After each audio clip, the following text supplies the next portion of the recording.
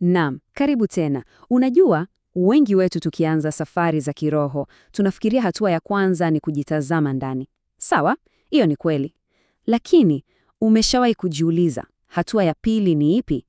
Hapa ndipo mambo yanapobadilika. Wengi wanadhani ni kujirekebisha, kuanza kujiboresha, lakini hapana, sio hicho kabisa. Ni kitu kingine, na ndicho tutakachokichambua leo. Haya, ndiyo hii hapa. Hebu isome vizuri. Baada ya kujitazama ndani, hatua inayofuata si kujiboresha, ni kujikubali. Hii inakwenda kinyume na kila kitu tunachoambiwa, sivyo? Kila siku tunaambiwa jiboreshe, jirekebishe. Lakini hekima hapa inasema subiri. Kabla ya kuanza vita na yale uliyoyaona ndani yako, hebu kwanza yapokee, yakubali. Hili ni wazo kubwa sana, na ndilo kiini cha mazungumzo yetu. Okay, basi kujikubali maana yake nini hasa? Hebu tuiweke wazi. Sio kitu cha juujuu. Ni hivi. Ni uwezo wa kutazama kila kitu kilichomo ndani yako, yaani yale mazuri, yale mabaya, nuru yako na hata lile giza lako, na bila kusita kusema, sawa, nimekiona hiki na sitakipinga. Amini usiamini, kwa watu wengi, hapa ndipo kwenye ugumu wote. Na hapo ndipo penye mtihani wenyewe. Unajua, kuona tu kwamba nina wivu au nina hasira, hiyo ni rahisi kiasi. Sote tunaweza kufanya hivyo. Lakini sasa kuchukua hatua inayofuata, yani kuzikubali hizo hisia, kuziruhusu ziwepo bila kuzihukumu, bila kujaribu kuzifukuza, hapo ndipo vita ya kweli ya ndani inapoanza. Na ni sehemu ambayo wengi wetu tunakwama. Basi, hebu tuzame ndani zaidi kuelewa maana halisi ya kukubali. Kuna jambo muhimu sana hapa. Kukubali hisia sio kusema ni sawa kutenda vibaya kutokana na hisia hizo. Yaani, kukubali kuwa una hasira haimaanishi ni sawa kumfokea mtu, la hasha. Ni kitendo cha uaminifu kwako mwenyewe na kina nguvu kubwa kuliko tunavyoweza kufikiria. Sasa angalia hii kanuni ya ajabu. Unapojaribu kupambana na hisia, unapoificha au kuisukumia mbali, kimsingi unazidi kuipa nguvu juu yako. Inakuwa kama mzimu unaokufuata. Lakini pale tunaposimama na kusema sawa, na kuona na kuikubali, ghafla inaanza kupoteza nguvu yake. Inakuwa sehemu yako tu badala ya kuwa bosi wako. Hivi ndivyo inavyosikika. Rahisi, lakini sio rahisi kufanya. Sio kuanza kujiuliza, mbona mimi nina wivu? Au kusema, nachukia kuwa hivi. Hapana. Ni tamko la ukweli tu, la ujasiri, nina wivu. Ni kukiri tu kile kilichopo sasa hivi bila ya kuongeza maneno mengine ya hukumu. Mfano mwingine, huu hapa. Badala ya kuikandamiza ile hasira, kujifanya haipo, au kutafuta visingizio, unachagua tu kusema ukweli mtupu. Nina hasira. Hapo, unakuwa umesitisha vita. Umekiri tu uwepo wake. Basi. Na labda huu ndio mfano wenye nguvu zaidi, hofu. Hapa tunabadilisha kabisa mtazamo wetu. Hofu sio tena adui wa kupigana naye.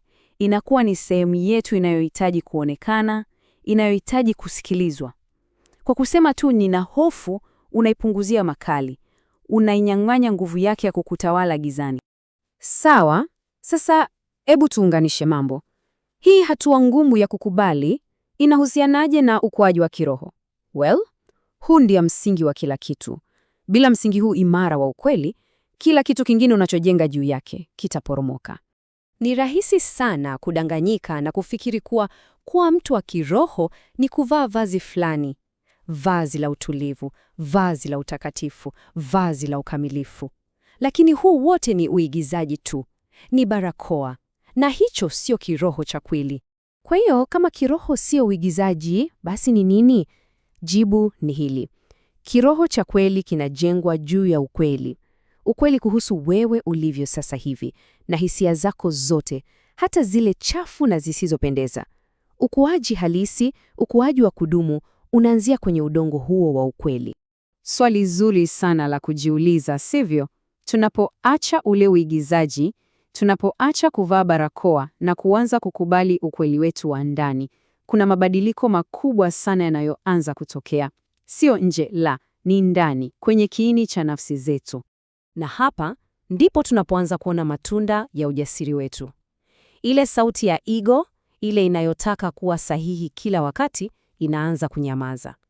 Zile kuta za kujilinda tunazojenga kuzunguka mioyo yetu zinaanza kushuka, na ile tabia ya kujilaumu na kujihukumu kila mara inaanza kufifia.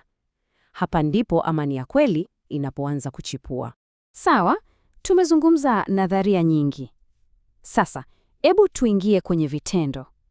Nataka kukupa zoezi rahisi sana ambalo unaweza kuanza kulifanya kila siku.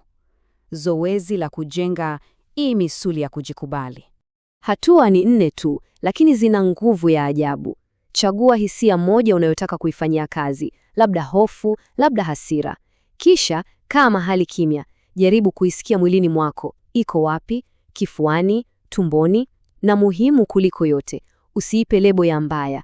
Kisha kwa upole kabisa ndani yako iambie maneno haya. Maneno haya ndio ufunguo wa kila kitu, na kuruhusu uwepo. Hii sio kusema nakupenda au nakubaliana na wewe. Ni tamko la kusitisha upinzani. Ni kama kumfungulia mlango mgeni ambaye hukumtarajia, ukamruhusu akae kwa muda, ukijua fika kwamba hataishi hapo milele. Basi, tunapokaribia mwisho, hebu tuangalie picha kubwa. Lengo la safari hii yote ni nini? Matokeo ya mwisho ya haya mazoezi ya kujikubali ni yapi hasa? Kauli hii inafupisha kila kitu vizuri sana.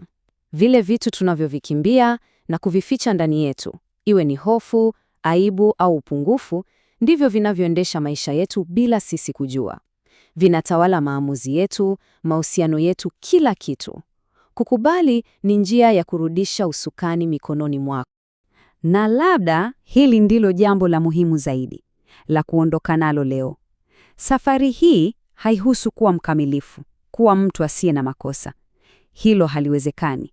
Lengo la kweli ni kuwa mzima, mtu aliyekamilika, mtu aliyeunganisha sehemu zake zote, nuru na giza, mazuri na mabaya, na anaishi kwa ukweli.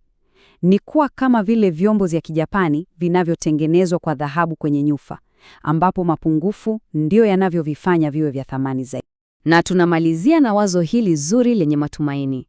Mabadiliko ya kweli hayaji kwa kupigana na wewe wa sasa. Yanakuja kwa kumkubali kikamilifu na kwa huruma huyo mtu uliye leo na mapungufu yake yote. Ukifanya hivyo, unatoa nafasi kwa mtu mpya, mtu wa kesho kuzaliwa. Kwa hiyo, hatua ya kwanza ya kuwa bora kesho ni kuikumbatia leo yako kikamilifu.